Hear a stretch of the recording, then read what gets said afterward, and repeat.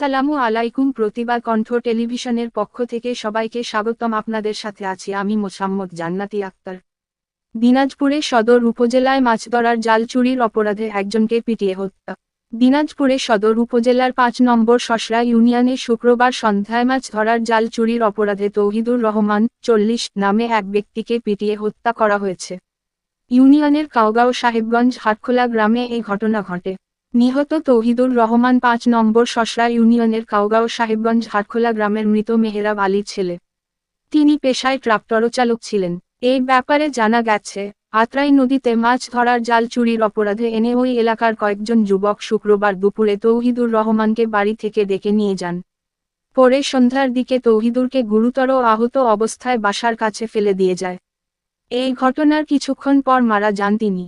তার দুই পাসহ শরীরের বিভিন্ন স্থানে আঘাতের চিহ্ন রয়েছে। এই বিষয়ে দিনাজপুর কোতোয়ালি থানার ভারপ্রাপ্ত কর্মকর্তা ওসি ফরিদ হোসেন জানান, নিহতের শরীরে আঘাতের চিহ্ন রয়েছে।